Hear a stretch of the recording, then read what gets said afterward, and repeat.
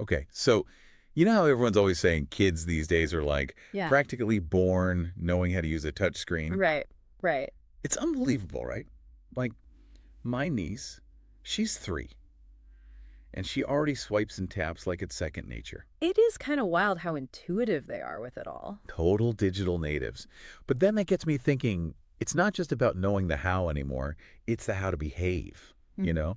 Being a good digital citizen, that's the tricky part. 100%. And it is tricky because it's always evolving. Exactly. Which is honestly why we're doing this whole deep dive. 5 tips sound simple, but Yeah. we really want to unpack them, make them actionable, things you actually do, not just nod along to. Yeah, because what good is a tip if you can't actually, use it, Yeah, right? totally.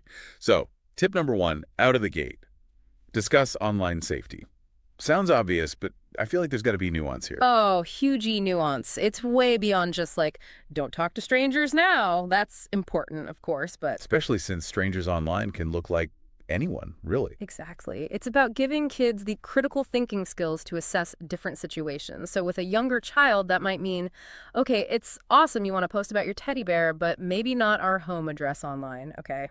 Age-appropriate online safety. I like it. Right. And then as they grow, those conversations evolve too. Cyberbullying, understanding that what you post can have consequences, both good and bad. Which is almost harder to grasp when you're young.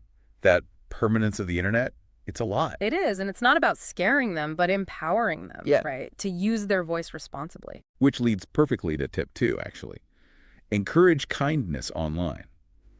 Shouldn't it just be as simple as being kind offline? You'd hope, right? But honestly, online interactions, they come with their own baggage. Ever notice how people might be harsher online, say things they'd never to someone's face? Oh, all the time. Yeah. It's like that screen becomes a shield almost. Exactly. Online disinhibition, it's called. And for kids still figuring out social dynamics, that's rough. So reminding them there's a real person on the other side of that comment. Crucial, Oh, 100%. yeah. And it's not just the person directly. Remember that story? I think it was a politician. Something they'd posted like a decade ago came back and boom, career over. Yeah, the digital footprint sticks around for sure. So even those little interactions, they matter. Big time. Okay, this one always feels kind of iffy to me, but tip 3, monitor their activity. Balancing act between protecting and suffocating, right? Yeah, a lot of parents feel that way. It's less about being big brother, more like, you know how you're interested in their day at school, who they're playing with.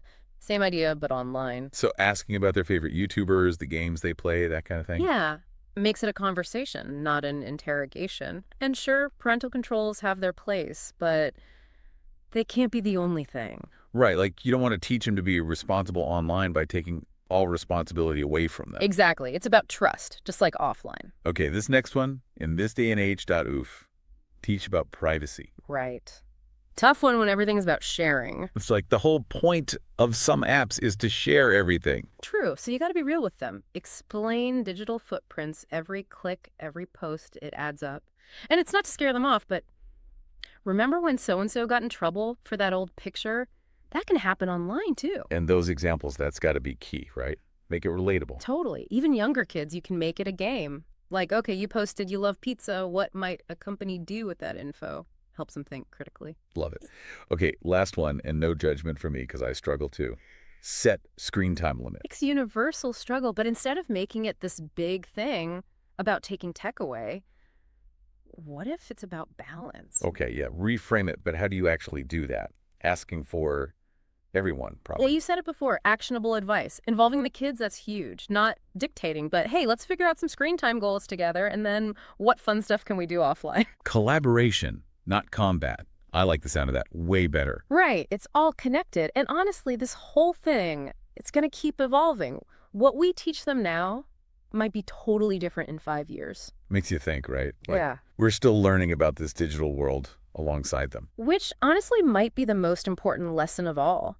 Being open to change, learning together, that's how we all navigate it, parents and kids. Couldn't have said it better myself.